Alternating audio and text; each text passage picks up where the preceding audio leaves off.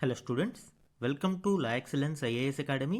ఈరోజు మనం December 18th నాటి ఈనాడు న్యూస్ పేపర్లోని ఇంపార్టెంట్ కరెంట్ అఫైర్స్ గురించి డిస్కస్ చేద్దామండి. అలానే డిసెంబర్ 17th నాటి ఈనాడు న్యూస్ పేపర్లోని ఇంపార్టెంట్ టాపిక్స్ కూడా ఇందులోనే మనం కవర్ చేద్దాం. బిఫోర్ దట్ మనము ప్రీవియస్ క్లాస్లోని క్వశ్చన్ ఆఫ్ ది డే గురించి చూద్దాము. ప్రధాన సమాచార కమిషనర్ పదవీ కాలం గురించి ఈ క్రింది ప్రకటనలను పరిశీలించండి. ప్రీవియస్ క్లాస్లో మనము ప్రధాన సమాచార కమిషనర్గా రాజ్ కుమార్ గోయల్ గారు నియమితులయ్యారు. దానికి సంబంధించిన ఇంపార్టెంట్ డీటెయిల్స్ని డిస్కస్ చేశాము. ఆ కంటెక్స్ట్లో ఈ క్వశ్చన్ని ఫ్రేమ్ చేశాను అండి. 2 స్టేట్మెంట్స్ని ఇవ్వడం జరిగింది. 1 by 1 మనం చూద్దాం.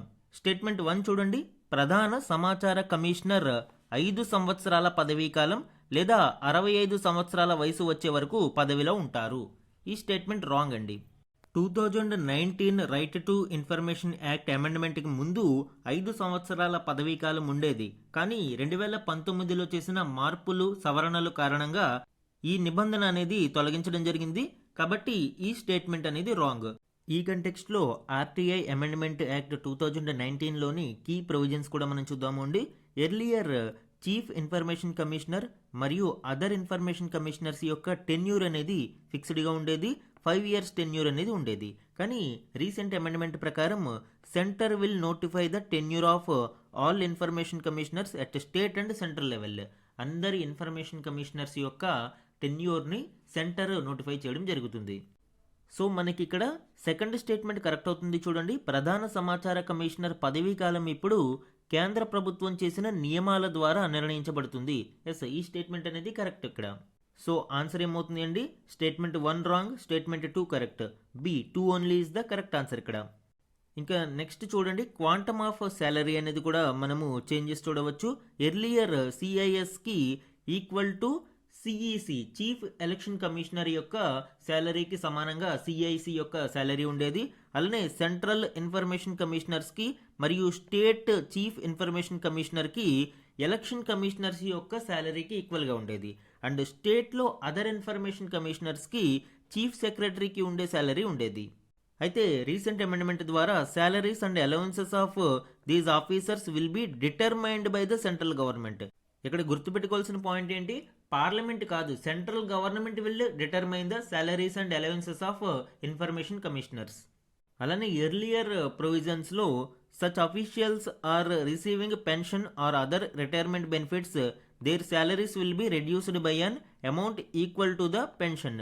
డిడక్షన్స్ ఇన్ శాలరీ ఉండేది.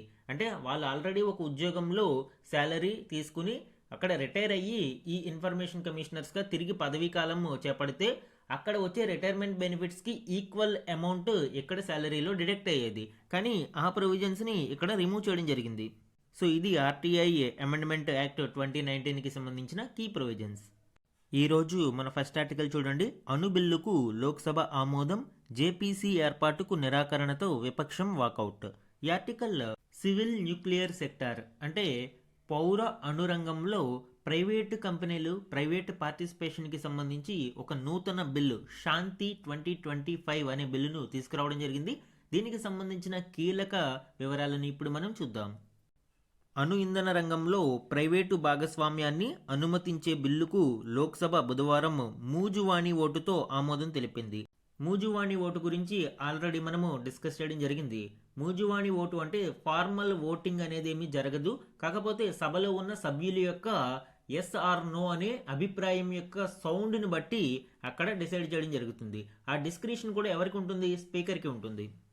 సో ఈ విధంగా మూజువాణి ఓటు ద్వారా ఈ శాంతి 2025 బిల్లును ఆమోదించడం జరిగింది లోక్సభలో. భారత్ రూపాంతరీకరణకు అణు ఇంధన సుస్థిర నియంత్రణ అభివృద్ధి, ఇది తెలుగులో ఈ బిల్లు యొక్క పేరు. Shanti sustainable harnessing and advancement of nuclear energy for transforming India. ఈ పేరుతో రూపొందించిన బిల్లులోని అంశాలను క్షుణ్ణంగా అధ్యయనం చేయడానికి జాయింట్ పార్లమెంటరీ కమిటీ జేపీసీని నియమించాలని విపక్షాలు ప్రతిపాదించాయి. అయితే ప్రభుత్వం దానిని తోసిపుచ్చింది. ఈ బిల్లుకు సంబంధించిన చర్చలో మంత్రి జితేంద్ర సింగ్ సమాధానమిస్తూ అణు జవాబుదారీ చట్టాలలో కఠిన నిబంధనల వల్ల పరిశ్రమ వర్గాలలో సైలెంట్ ఫోబియా ఉండేది అని చెప్పారు. దానిని పోగొట్టేందుకు బిల్లు తీసుకువచ్చామని, బాధితులకు పూర్తి స్థాయి పరిహారం అందేలా నిబంధనలు చేర్చామని వివరించారు.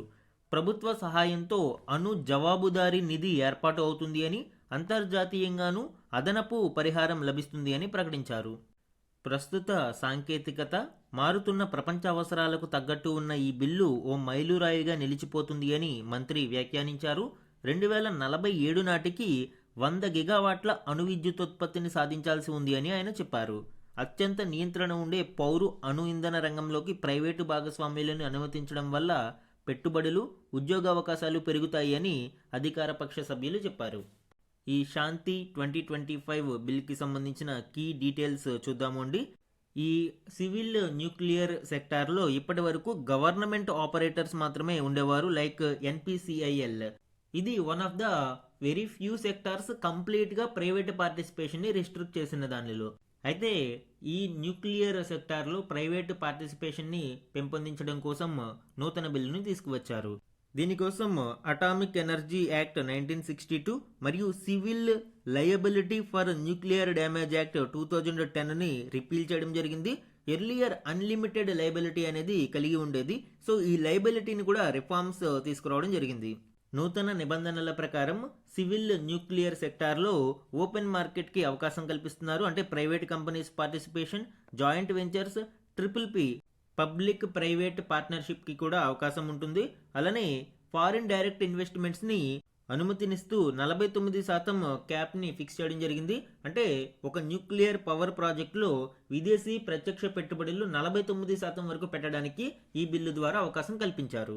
అలానే ఇన్వెస్టర్స్ని అట్రాక్ట్ చేయడం కోసం క్యాపింగ్ లయబిలిటీని ఇంట్రడ్యూస్ చేశారు. దీని ప్రకారం లార్జ్ పవర్ ప్లాంట్స్, అంటే మోర్ దాన్ 3600 మెగావాట్స్ ఉండే పవర్ ప్లాంట్స్కి 3000 crores క్యాప్ని, అండ్ 1500 to 3600 మెగావాట్స్ ఉండే ప్లాంట్స్కి 1500 crore క్యాప్ని, అండ్ స్మాల్ మాడ్యులర్ రియాక్టర్స్కి 100 crore క్యాప్ని ఇక్కడ ఇవ్వడం జరిగింది. అలానే దీనికి ఇన్సూరెన్స్ బ్యాకప్ని కూడా కల్పించడం జరిగింది. తద్వారా ఈ లయబిలిటీ రిస్క్ అనేది తక్కువగా ఉంటుంది అండ్ మోర్ ఇన్వెస్ట్మెంట్స్ అనేవి అట్రాక్ట్ చేయడానికి అవకాశం ఉంటుంది.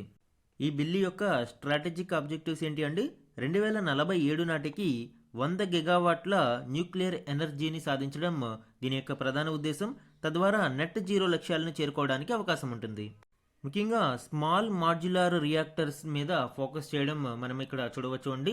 ఇటీవల రిలయన్స్ ఇండస్ట్రీస్, అలానే L&T కంపెనీ, NTPC లిమిటెడ్ ఇవన్నీ కూడా న్యూక్లియర్ సెక్టార్లో పెట్టుబడులు పెట్టడానికి ఆసక్తి చూపిస్తున్నాయి. ముఖ్యంగా స్మాల్ మాడ్యులర్ రియాక్టర్స్ ద్వారా అనేక లాభాలు ఉన్న నేపథ్యంలో ఈ స్మాల్ మాడ్యులర్ రియాక్టర్స్ మీద ఫోకస్ చేయడానికి కూడా ఈ అవకాశం మనం కల్పించబడుతుంది.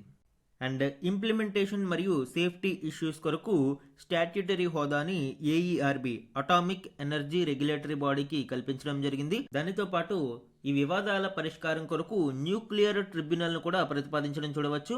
సో ఈ న్యూక్లియర్ ట్రిబ్యునల్ని ఏర్పాటు చేస్తే ఈ సివిల్ న్యూక్లియర్ డీల్స్కి సంబంధించి కావచ్చు, లేదా ఇందులోని డ్యామేజ్ కంట్రోల్ ఇలాంటి విషయాలలో ఏవైనా వివాదాలు నెలకొంటే ఈ ట్రిబ్యునల్ ద్వారా పరిష్కరించడానికి అవకాశం ఉంటుంది.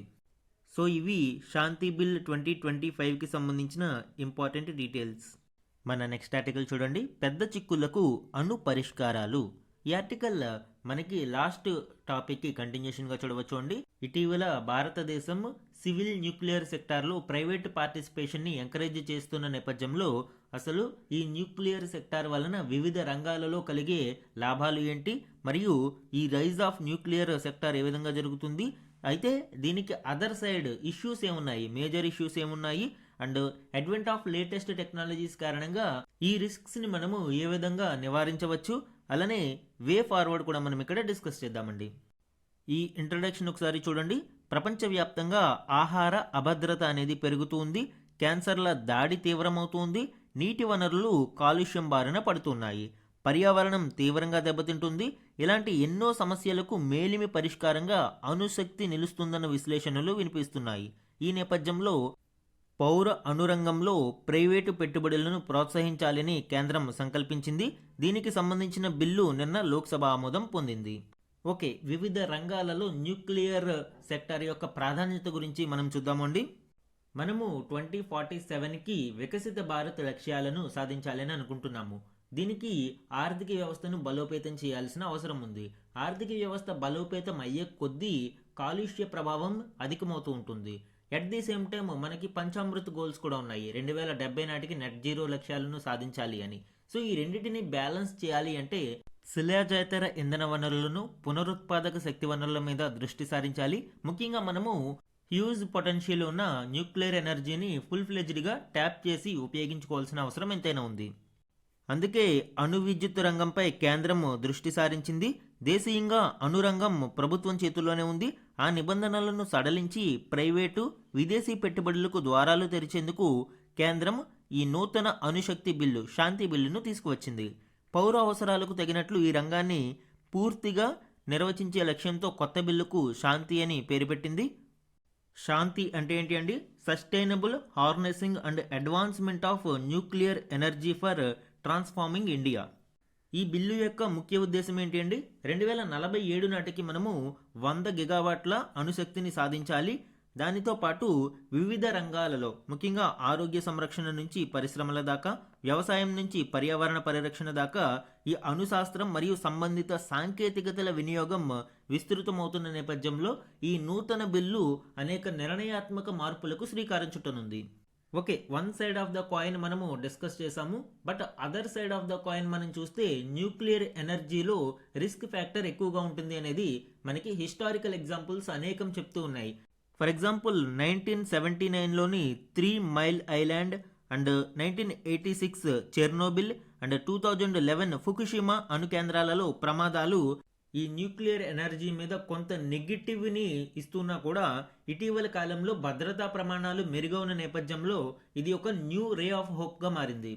ముఖ్యంగా ఈ న్యూక్లియర్ సెక్టార్లో అడ్వెంట్ ఆఫ్ న్యూ టెక్నాలజీస్ అనేవి మరింత ఉత్సాహాన్ని అందిస్తున్నాయి. ఫర్ ఎగ్జాంపుల్ స్మాల్ మాడ్యులర్ రియాక్టర్లు, అధునాతన ప్రెజరైజ్డ్ వాటర్ రియాక్టర్లు, నీటిలో ఉప్పు తొలగింపు, వైద్య రేడియో ఐసోటోప్ల తయారీకి ఊతమిస్తున్నాయి. వివిధ రంగాలలో ఈ న్యూక్లియర్ ఎనర్జీ యొక్క ప్రాముఖ్యత పెరిగింది. ముఖ్యంగా మనము మెడికల్ ఫీల్డ్లో చూస్తున్నప్పుడు క్యాన్సర్ చికిత్స నిర్ధారణలో రేడియేషన్ సాంకేతికత బాగా ఉపయోగపడుతుంది. అయితే ఇక్కడ ఈ సాంకేతికతను వినియోగించుకోవడంలో కొన్ని దేశాలు వెనకబడుతూ ఉన్నాయి. చాలా క్యాన్సర్ మరణాలలో 70% వరకు ఈ డెవలపింగ్ నేషన్స్లోనే జరుగుతూ ఉన్నాయి. సో ఇలాంటి అసమానతలను తగ్గించడానికి ఇటీవల IAEA అంటే ఇంటర్నేషనల్ అటామిక్ ఎనర్జీ ఏజెన్సీ, అంతర్జాతీయ అణుశక్తి సంఘం అంటాము, రేస్ ఆఫ్ హోప్ అనే కార్యక్రమాన్ని ప్రారంభించడం జరిగింది. దీని ద్వారా క్యాన్సర్ చికిత్సలో అసమానతలను తగ్గించడానికి రేడియోథెరపీ, వైద్య ఇమేజింగ్ పరికరాలు, శిక్షణా సదుపాయాలు కల్పిస్తుంది. అలానే ఫుడ్ ప్రాసెసింగ్ సెక్టార్లో కూడా మనము ఈ న్యూక్లియర్ టెక్నాలజీని వినియోగించుకోవచ్చు. ఎస్పెషల్లీ ఆహార పదార్థాల సురక్షిత నిల్వ పరిశ్రమలలో దీనిని ఉపయోగిస్తూ ఉన్నారు. మనము ఒక స్ట్రేంజ్ ఫ్యాక్ట్ చూద్దాం, ఒక పారాడాక్స్ ఇది. అంటే FAO అంచనాల ప్రకారం మనకి ఒకవైపు ప్రపంచవ్యాప్తంగా ఉత్పత్తి అవుతున్న ఫుడ్లో 1/3 వేస్ట్ అవుతుంది. మరొక వైపు సుమారు 70 కోట్ల మందికి పైగా ప్రపంచవ్యాప్తంగా జనాభా ఆకలితో అలమటిస్తూ ఉన్నారు. మరి ఇక్కడ వేస్టేజ్ అవుతున్న ఫుడ్ని మనము ప్రాసెసింగ్ చేసి నిల్వ చేసి ఈ ఆకలితో అలమటిస్తున్న ప్రజలకు పంచగలిగితే ఆటోమేటిక్గా ఇక్కడ ఆకలి బాధలు తప్పించగలుగుతాము. At the same time food wastage అనేది అరికట్టగలుగుతాము. సో ఇలాంటి విషయాలలో ఈ న్యూక్లియర్ టెక్నాలజీ అనేది మనకి అక్కడికి వస్తుంది. అందుకే ఈ IAEA ఇంకొక నూతన కార్యక్రమాన్ని తీసుకువచ్చింది అండి. ఆటమ్స్ ఫర్ ఫుడ్ కార్యక్రమం కింద పంటల నిల్వ సామర్థ్యాన్ని పెంచడానికి IAEA ఈ అణు సాంకేతికత ద్వారా కృషి చేస్తుంది. కీటకాల నియంత్రణకు సూచనలు ఇవ్వడం, పంట ఉత్పాదకత, పోషకాహార భద్రత పెంపు, వాతావరణ అనుకూల పంటల అభివృద్ధి వంటి అంశాలలో సహాయం అందిస్తూ ఉంది. అణుశాస్త్రాన్ని ఉపయోగించి ప్రపంచవ్యాప్తంగా ఆహార భద్రతను మెరుగుపరచడమే ఈ కార్యక్రమం యొక్క ప్రధాన ఉద్దేశం. అలానే ఈ న్యూక్లియర్ టెక్నాలజీని నీటి వనరుల నిర్వహణ, భూగర్భ జలాల పరిశీలన, ఖనిజ సంపదల అన్వేషణ, ప్లాస్టిక్ కాలుష్య నియంత్రణ వంటి వాటిలోనూ ఉపయోగిస్తున్నారు. ఫర్ ఎగ్జాంపుల్ మనము ఘనాలో ఇటీవల ఐసోటోప్ హైడ్రాలజీ సాంకేతికత ద్వారా భూగర్భ జల ప్రవాహాన్ని గుర్తించడం చూడవచ్చు. IAEA యొక్క ఈ కార్యక్రమం వాటర్ యొక్క న్యాచురల్ ఐసోటోపిక్ ఫింగర్ ప్రింట్ని గుర్తించడం ద్వారా భూగర్భ జల ప్రవాహాల గుర్తింపుకు సహాయపడుతుంది. అలానే న్యూ టెక్ ప్లాస్టిక్స్ కార్యక్రమం కింద IAEA ప్లాస్టిక్ కాలుష్యాన్ని గుర్తించి పునఃశుద్ధి పద్ధతులను అభివృద్ధి చేస్తుంది. అంటే రీసైక్లింగ్కి ప్రాధాన్యత ఇస్తుంది. అలానే జంతువుల ద్వారా మనుషులకు సంక్రమించే వ్యాధుల సమర్థ నియంత్రణకు జోడియాక్ అనే కార్యక్రమాన్ని IAEA ప్రారంభించింది. ఇందులో భాగంగా సుమారు 100 దేశాల ప్రయోగశాలల సిబ్బందికి శిక్షణనిచ్చింది. భవిష్యత్తులో దండెత్తే మహమ్మారులను నివారించడం, ప్రజారోగ్య భద్రతను అణుశాస్త్ర సహకారంతో బలోపేతం చేయడం జోడియాక్ యొక్క ప్రధాన లక్ష్యం. సో ఇక్కడ ఐఏఈఏ యొక్క అనేక కార్యక్రమాల్ని మనం చూసామండి. ఒకటి రేస్ ఆఫ్ హోప్ మెడికల్ ఫీల్డ్లో ఎస్పెషల్లీ క్యాన్సర్ వ్యాధి నిర్ధారణ మరియు చికిత్సలో ఉపయోగపడుతుంది. And atoms for food agriculture and food processing సెక్టార్స్లో, అండ్ ఐసోటోప్ హైడ్రాలజీ భూగర్భ జలాల గుర్తింపునకు, and new tech plastic waste management కొరకు, రీసైక్లింగ్ కొరకు, జోడియాక్ జూనాటిక్ డిసీజెస్ అంటే జంతువుల ద్వారా సంక్రమించే వ్యాధులను నియంత్రించడం కోసం IAEA international atomic energy agency ఈ కార్యక్రమాలను నిర్వహిస్తుంది. ఇవన్నీ కూడా వివిధ రంగాలలో న్యూక్లియర్ టెక్నాలజీ యొక్క ప్రాధాన్యతను వివరిస్తూ ఉన్నాయి. ఇవన్నీ కూడా మనకి ఎగ్జామ్ పాయింట్ ఆఫ్ వ్యూలో ఇంపార్టెంట్ అండి. మెయిన్స్ ఆన్సర్ రైటింగ్లో వీటిని గురించి మనము ఆన్సర్ రైటింగ్లో ఇన్కార్పొరేట్ చేయగలిగితే మంచి మార్క్స్ వచ్చే అవకాశం ఉంటుంది. అలానే అణు వ్యర్థాల నిర్వహణ, అణు భద్రత కోసం అంతర్జాతీయ స్థాయిలో సహకారం కీలకం అండి. దీనికోసం ఐఏఈఏ ప్రధాన పాత్ర పోషించాలి. అలానే అణు రంగాన్ని మరింత విస్తృతం చేయడానికి ప్రపంచ దేశాలన్నీ కలిసికట్టుగా ముందుకు వచ్చినప్పుడు దీనిని మరింత విస్తృతం చేయడానికి అవకాశం ఉంటుంది. సో వివిధ రంగాలలో న్యూక్లియర్ టెక్నాలజీ యొక్క ప్రాధాన్యత గురించి అండ్ న్యూ శాంతి బిల్ 2025కి సంబంధించిన ప్రాధాన్యత గురించి మనము డిస్కస్ చేయడం జరిగింది. మన నెక్స్ట్ ఆర్టికల్ చూడండి. 3 రాష్ట్రాలు 2 కేంద్రపాలిత ప్రాంతాలలో ఎస్ఐఆర్ ముసాయిదా జాబితాల విడుదల, 1 కోటికి పైగా ఓటర్లకు దక్కని చోటు. స్పెషల్ ఇంటెన్సివ్ రివిజన్ మనకి సెకండ్ ఫేజ్ గురించి డిస్కస్ చేశాము. ఈ సెకండ్ ఫేజ్లో 3 రాష్ట్రాలు మరియు 2 కేంద్రపాలిత ప్రాంతాలకి సంబంధించిన డ్రాఫ్ట్ లిస్ట్ అనేది విడుదల చేయడం జరిగింది. ఇందులోని ఇంపార్టెంట్ డీటెయిల్స్ ఇప్పుడు చూద్దాం. 3 రాష్ట్రాలు 2 కేంద్రపాలిత ప్రాంతాలలో నిర్వహిస్తున్న ఓటరు జాబితా ప్రత్యేక ముమ్మర సవరణ కసరత్తులో భాగంగా ఎన్నికల సంఘం మంగళవారం ఆయా ప్రాంతాలకు సంబంధించిన ముసాయిదా ఓటర్ జాబితాలను విడుదల చేసింది. ఇక్కడ 3 రాష్ట్రాలు ఏంటండి? వెస్ట్ బెంగాల్, రాజస్థాన్ మరియు గోవా. ఈ 3 రాష్ట్రాల డ్రాఫ్ట్ ఎస్ఐఆర్ లిస్ట్ అనేది విడుదల చేయడం జరిగింది. అలానే 2 యూటీస్ ఏంటి? ఒకటి పుదుచ్చేరి, రెండవది లక్షద్వీప్. ఈ రెండిటికి సంబంధించిన ఎస్ఐఆర్ కూడా విడుదల చేయడం జరిగింది. ఈ మొత్తం అన్ని ప్రాంతాలలో కలిపి సుమారు 13.36 కోట్ల మంది ఓటర్లు ఉండగా ఈ డ్రాఫ్ట్ లిస్టులో 12.32 కోట్ల మంది మాత్రమే మిగిలారు. అంటే సుమారు 1 కోటికి పైగా పేర్లు ఈ డ్రాఫ్ట్ జాబితాలో స్థానం సంపాదించుకోలేకపోయాయి. వెస్ట్ బెంగాల్లో మనం చూస్తే ఎర్లియర్ 7.66 కోట్ల మంది ఓటర్లు ఉండగా ఈ ఎస్ఐఆర్ తర్వాత 7.08 కోట్ల మంది ఓటర్లు ఈ లిస్టులో స్థానం సంపాదించుకోగలిగారు. అంటే వెస్ట్ బెంగాల్లో సుమారు 58 లక్షల మంది ఓటు హక్కును కోల్పోయారు. అలానే రాజస్థాన్లో 42 లక్షల మంది, గోవాలో సుమారు 10 లక్షల మంది ఈ ఎస్ఐఆర్ జాబితా నుంచి తొలగించబడ్డారు. అండ్ యూటీస్కి వచ్చేటప్పటికి పుదుచ్చేరిలో సుమారు 1 లక్ష మంది, అలానే లక్షద్వీప్లో 1500 మంది ఈ ఓటరు జాబితా నుంచి తొలగించబడ్డారు. దీనికి అనేక కారణాలు ఉండవచ్చు. ముఖ్యంగా మైగ్రేషన్ వల్ల కావచ్చు, డెత్ కావచ్చు, డూప్లికేషన్ కావచ్చు, అలానే ఆబ్సెంటీ ఓట్స్ కావచ్చు. ఇవన్నీ కూడా మనము ఈ ఓటర్ జాబితా నుంచి తొలగించడం జరిగింది. కాబట్టి సుమారు 1 కోటికి పైగా పేర్లు ఈ అన్ని ప్రాంతాలలో కలిపి ఈ ఫైనల్ డ్రాఫ్ట్ ముసాయిదా జాబితాలో స్థానం సంపాదించుకోలేకపోయాయి. అయితే ఇందులో ఇంకా అర్హత కలిగిన వారు ఎవరైనా ఉంటే తిరిగి బిఎల్ఓ ద్వారా ప్రాసెస్ పూర్తి చేసుకుని తిరిగి ఈ ఫైనల్ లిస్టులో చోటు సంపాదించుకోవచ్చు.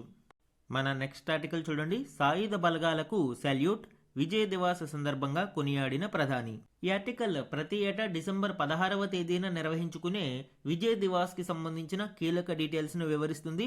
దీనిలోని ఇంపార్టెంట్ పాయింట్స్ ఇప్పుడు చూద్దాం.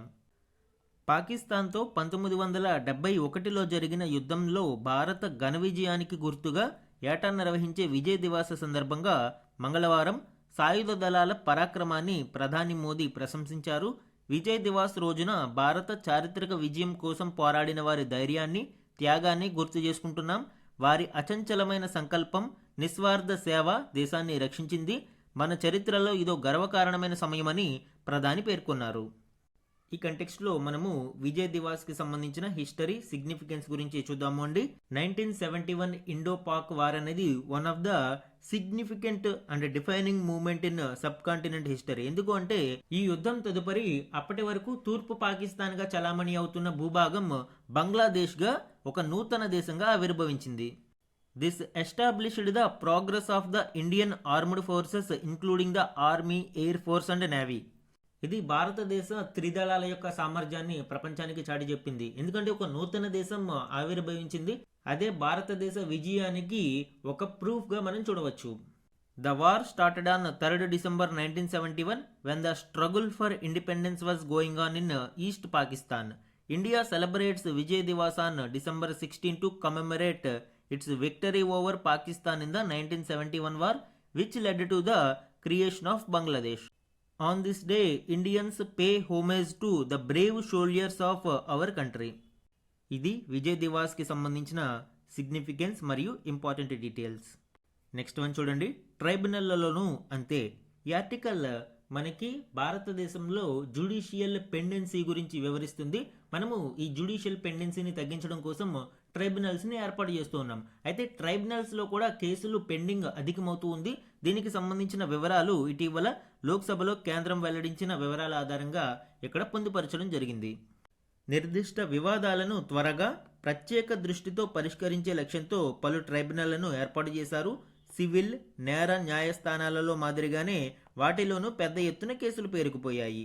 2025 నాటికి దేశవ్యాప్తంగా వివిధ ట్రైబ్యునళ్లలో పెండింగ్లో ఉన్న కేసుల సంఖ్యను మనం ఇక్కడ చూడవచ్చు. And debt recovery tribunal, DRT అంటాము, ఈ రుణాల రికవరీ ట్రిబ్యునల్లో అత్యధికంగా 2,45,048 కేసులు పెండింగ్లో ఉన్నాయి. అలానే ఎక్సైజ్, కస్టమ్స్, సర్వీస్ ట్యాక్స్ అప్పిలేట్లలో చూస్తే 71,454. CAT cat, central administrative tribunal, so ఈ సెంట్రల్ అడ్మినిస్ట్రేటివ్ ట్రైబ్యునల్లో 69,102 కేసులు. ఆదాయ పన్ను అపెలేట్ ట్రైబ్యునల్లో 42,502 కేసులు. నేషనల్ కంపెనీ లా ట్రిబ్యునల్లో 14,680 కేసులు. సెంట్రల్ గవర్నమెంట్ ఇండస్ట్రియల్ ట్రైబ్యునల్లో 10,644 కేసులు. రైల్వే క్లెయిమ్స్ ట్రిబ్యునల్లో 10,570 కేసులు. టెలికాం డిస్ప్యూట్స్ సెటిల్మెంట్ అపిలేట్ ట్రిబ్యునల్లో 5,979 కేసులు. ఎన్జిటి నేషనల్ గ్రీన్ ట్రిబ్యునల్లో 5,301 కేసులు పెండింగ్లో ఉన్నాయి. అలానే 17th December ఈనాడు న్యూస్ పేపర్లోని ఇంపార్టెంట్ వన్ లైనర్ కరెంట్ అఫైర్స్ని చూడండి. ప్రధాని మోదీ 3 దేశాల పర్యటనలో భాగంగా 2025 డిసెంబర్ 15న జోర్డాన్ చేరుకున్నారు. దేశరాజు అబ్దుల్లా II ఇబిన్ అల్ హుసేన్తో భేటీ అయ్యారు. ద్వైపాక్షిక సంబంధాల బలోపేతంతో పాటు పలు ప్రాంతీయ, అంతర్జాతీయ అంశాలపై ఆయనతో చర్చించారు. వాణిజ్యం, ఎరువులు, డిజిటల్ సాంకేతికత సహా పలు రంగాలలో ద్వైపాక్షిక సహకారాన్ని మరింత పెంచుకోవాల్సిన ఆవశ్యకతను మోదీ నొక్కి చెప్పారు. భారత్, జోర్డాన్ మధ్య దౌత్య సంబంధాలు మొదలై 75 ఏళ్లు పూర్తవుతున్న నేపథ్యంలో ఈ పర్యటన ప్రాధాన్యం సంతరించుకుంది. భారత ప్రధాని పూర్తి స్థాయిలో ద్వైపాక్షిక పర్యటన కోసం జోర్డాన్కు వెళ్లడం 37 ఏళ్ల చరిత్రలో ఇదే తొలిసారి. అలానే ఇంకొక ఇంపార్టెంట్ పాయింట్ మనం ఇక్కడ చూడవచ్చండి. ఈ పర్యటన తర్వాత ఇథియోపియా పర్యటనకు వెళ్లిన భారత ప్రధాని నరేంద్ర మోదీ గారికి ఒక అరుదైన గౌరవం లభించింది. ఇథియోపియా యొక్క హైయెస్ట్ సివిలియన్ అవార్డు, అత్యున్నత పౌర పురస్కారమైన the great honour nishan of ఇథియోపియాను మోదీ గారికి ప్రదానం చేశారు. అయితే ఇందులో అంత విశేషం ఏముంది, భారత ప్రధాని నరేంద్ర మోదీ గారు ఎక్కడికి వెళ్ళినా కూడా చాలా దేశాలు వాటి యొక్క అత్యున్నత పౌర పురస్కారాలను మోదీ గారికి బహుకరిస్తున్నాయి. కానీ ఇక్కడ ఇంపార్టెన్స్ ఏంటి అంటే ఇథియోపియా యొక్క ఈ హైయెస్ట్ సివిలియన్ అవార్డును మొట్టమొదటిసారిగా ఒక ప్రపంచ నేతకి ఇవ్వడం ఇదే తొలిసారి. నెక్స్ట్ ఇంపార్టెంట్ వన్ చూడండి. సమాచార ప్రధాన కమిషనర్ సిఐసిగా మాజీ ఐఏఎస్ అధికారి, న్యాయశాఖ మాజీ కార్యదర్శి రాజ్ కుమార్ గోయల్ ప్రమాణ స్వీకారం చేశారు. రాష్ట్రపతి ద్రౌపది ముర్ము 2025 డిసెంబర్ 15న రాష్ట్రపతి భవన్లో ఆయనతో ప్రమాణం చేయించారు. ఈయన 1990 బ్యాచ్కు చెందిన అరుణాచల్ ప్రదేశ్, గోవా, మిజోరాం కేంద్రపాలిత ప్రాంతాల కేడర్కు చెందిన రిటైర్డ్ ఐఏఎస్ అధికారి. Next important one. ఏఐ సాంకేతికత అభివృద్ధి వినియోగంలో అంతర్జాతీయంగా భారత్ 3వ స్థానంలో ఉంది అని Stanford university 2025 global AI vibrancy tool నివేదిక వెల్లడించింది. 2024 గ్లోబల్ ఏఐ వైబ్రెన్సీ ర్యాంకింగ్ ఆధారంగా తాజా జాబితాను స్టాన్ఫోర్డ్ విడుదల చేసింది. గత జాబితాతో పోలిస్తే భారత్ 4 స్థానాలు పైకొచ్చింది. ప్రీవియస్ క్లాస్లో దీని గురించి మనము డిస్కస్ చేయడం జరిగింది అండి. And next one. ఎస్బీఐ నూతన మేనేజింగ్ డైరెక్టర్గా రవిరంజన్ను ప్రభుత్వం 2025 డిసెంబర్ 15న నియమించింది. ఆయన ఇప్పటి వరకు డిప్యూటీ ఎండీగా ఉన్నారు. 2025 నవంబర్ 30న పదవీ విరమణ చేసిన వినయ్ స్థానంలో రవి బాధ్యతలు స్వీకరించారు. 2028 సెప్టెంబర్ 30 వరకు ఆయన ఈ పదవిలో కొనసాగుతారు. పర్సనల్ న్యూస్లో ఇవి ఇంపార్టెంట్ అండి. ఇవి 17th డిసెంబర్ ఈనాడు న్యూస్ పేపర్లోని important one liner current affairs. ఈరోజు మన క్వశ్చన్ ఆఫ్ ద డే గురించి చూడండి. భారతదేశంలో ఎస్ఎంఆర్లకు సంబంధించి స్మాల్ మాడ్యులర్ రియాక్టర్లకు సంబంధించి ఈ క్రింది ప్రకటనలను పరిగణించండి. ఈరోజు క్లాస్లో మనము న్యూక్లియర్ టెక్నాలజీ గురించి మరియు స్మాల్ మాడ్యులర్ రియాక్టర్ల గురించి డిస్కస్ చేయడం జరిగింది. అలానే ఇండియా యొక్క రీసెంట్ శాంతి బిల్ 2025కి సంబంధించి కూడా మనము డిస్కస్ చేస్తాం. ఆ కంటెక్స్ట్లో ఈ క్వశ్చన్ని ఫ్రేమ్ చేయడం జరిగింది అండి. ఇక్కడ 2 స్టేట్మెంట్స్ని ఇచ్చాను. ఇందులో కరెక్ట్ స్టేట్మెంట్స్ని ఐడెంటిఫై చేసి ఆన్సర్ని కమెంట్ సెక్షన్లో కమెంట్ చేయండి.